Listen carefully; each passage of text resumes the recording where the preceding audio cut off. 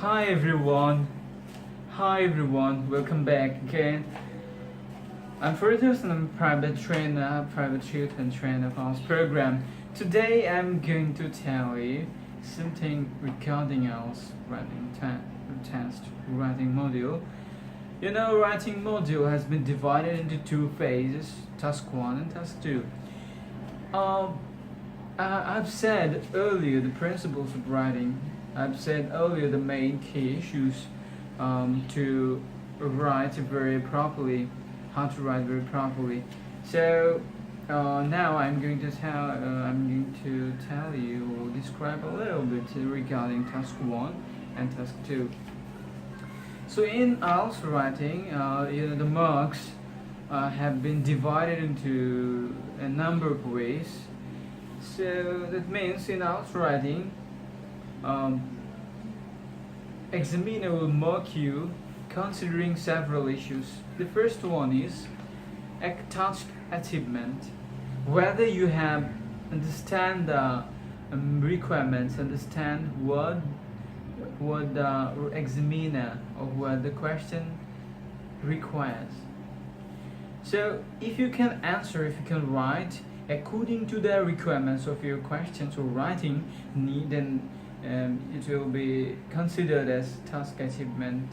So, so if you can do this, you'll get marks individually for this. And second is lexical research. Third, grammatical accuracy. Fourth, information or reasoning. So accompanying four things, you will be marked. You will be given marks. For task achievement, you'll get marks individually. Grammatical accuracy, you'll get individually, and lexical research, and also information and reasoning. So in writing, in IELTS writing, if you can write if you can write very properly, accept reasoning or information, appropriate information and reasoning, you'll get marks, but it will not be able to get over 7 band score.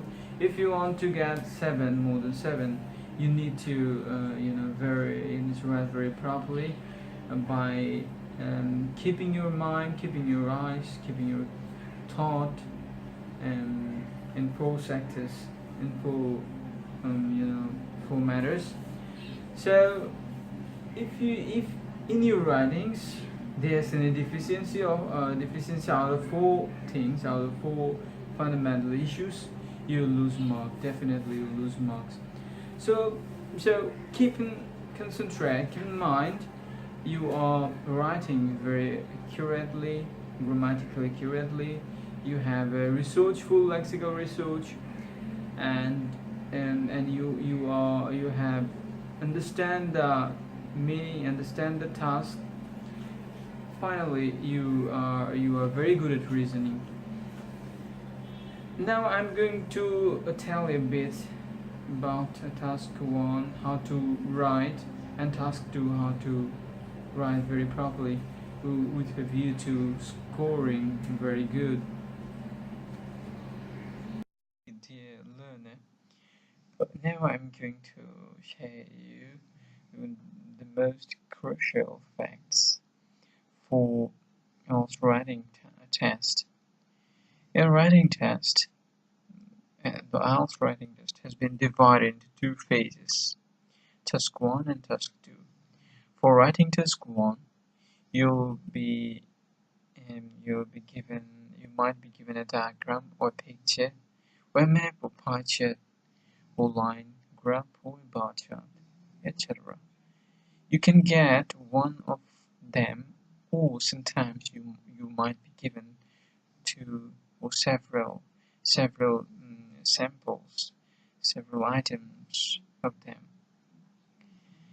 Okay, whatever you start, we need to start with an introduction, a proper introduction. So for writing task 1,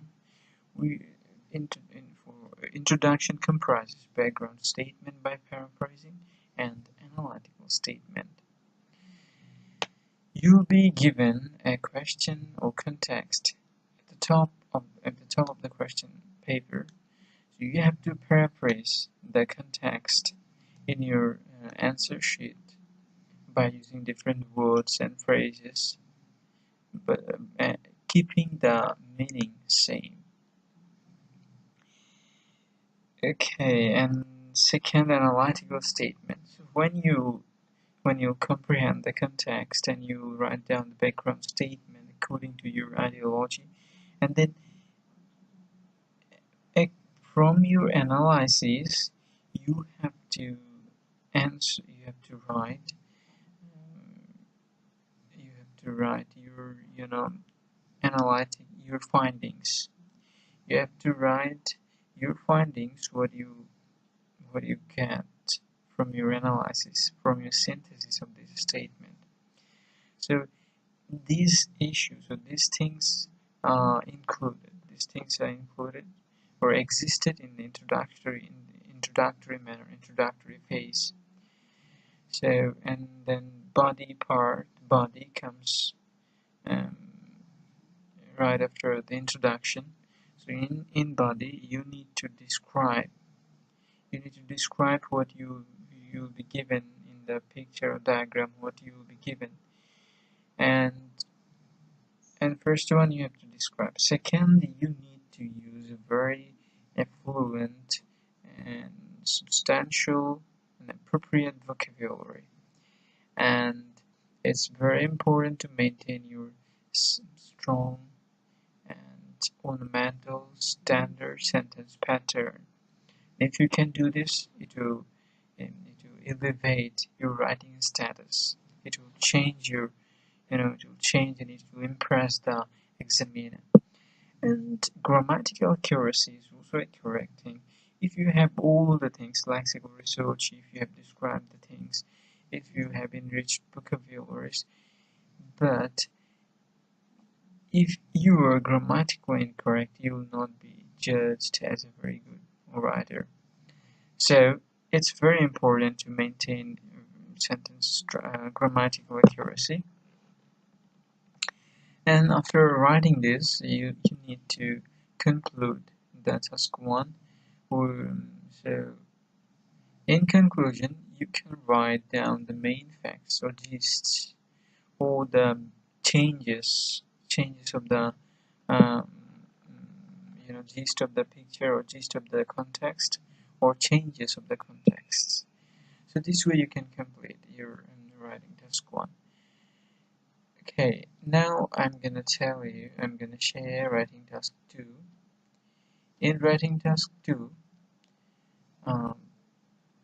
you have to we are to start with introductory phase, introduction, because there's no way to write in any article very appropriately and organized without introduction.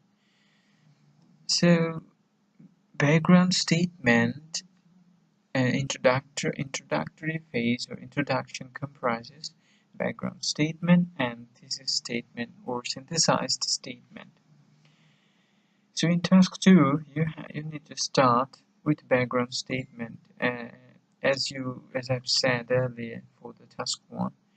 So you'll be given a question or context.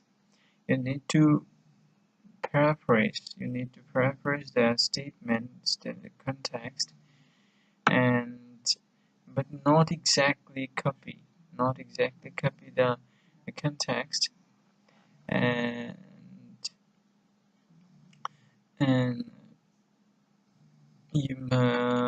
thesis statement is also another issue. When you write background statement and you need to write your personal ideology, or you have to write the unanimous fact. You have to mention the unanimous fact, what might be acceptable or what is true, to introduce your topic, to introduce your writing as a strong and acceptable article is an acceptable writing. And here it's very important for writing task 1 and 2 introduction. So the more your introductory writings introduction is the more your introduction is better, the more you will be the more you will get score, the more you will get marks. So bear in mind, your introduction is your identity. So let's do your best. Let's try your level best to write appropriately with background statement, antithesis statement, or synthesizer statement. And body, it's also I mentioned, I've said you body is important because here you describe all the things. In writing task 2, it's different than the task 1. In writing task 2, you need to mention both views. If controversial, if the context is controversial, you need to describe both views. And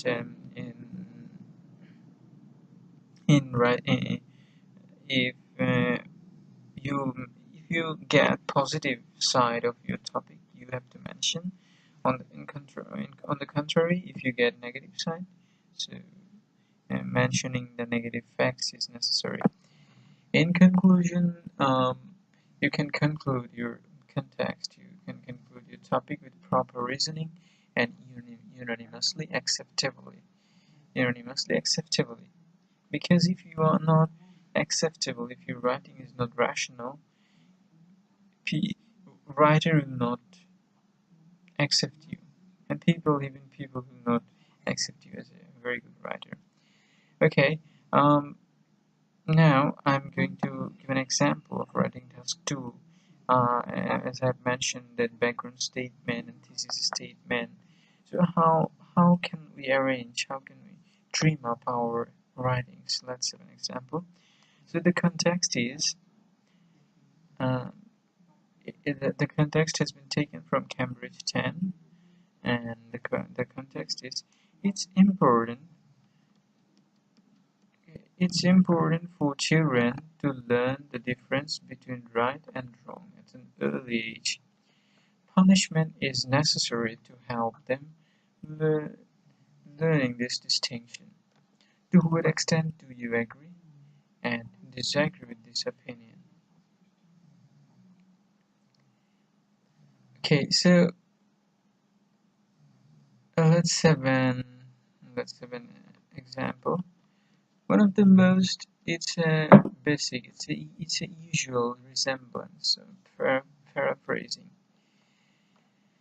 Okay, now I'm gonna read background statement. One of the most indispensable matters of children is to know variations between right and wrong since primary stage of life. Penalization is helpful to teach such differences.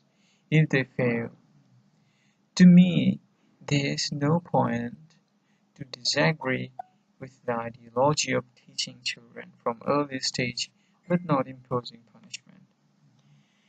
So it's not exactly paraphrasing.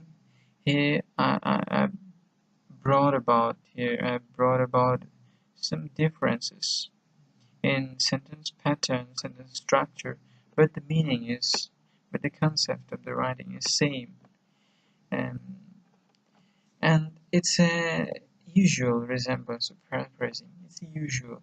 It's not extraordinary. Let's have another example, or let's have another writing, so another paraphrase that will help you to understand the whole thing. Acquiring capability of distinguishing right from wrong since dawn of the life of childhood is thought to be one of the most crucial parts. However, many want to enforce penalization as long as children cannot know the differences. It's unanimously acceptable that learning such thing has very far-reaching effects, but imposing sanctions for failure at recognizing distinction is very unethical. So it's a background statement and thesis statement of writing task two that the first one. Okay, this is a this is a this is a kind of example where you can get a background statement thesis statement, and it's an it's also another example, another writings, another um, answer of the another answer of the first one, another example of the uh, today's today's task, another example of this.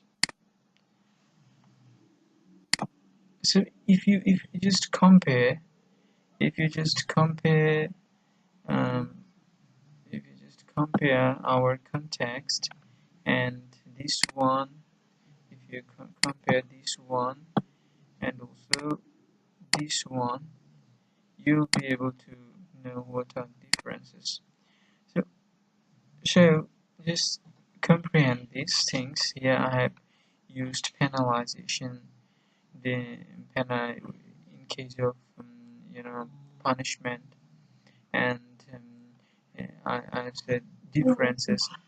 In case of differences, I use distinguish and and so many unanimously acceptable, and many other words has been written down. So when you write, try to bring differences in your writings. If you can write extraordinarily and attractively, which will impress your examiner, it will be very fine to obtain a very good score. Okay, dear, that's all for the time being. That's all for today. Hope you have got something a little bit which will help you, and I have tried my level best to keep you to put in my acquisition. Um, okay, stay happy, stay healthy, and may you obtain a very better score, very extraordinary score in your IELTS test. And that's all for today. Bye. But for now, see you soon.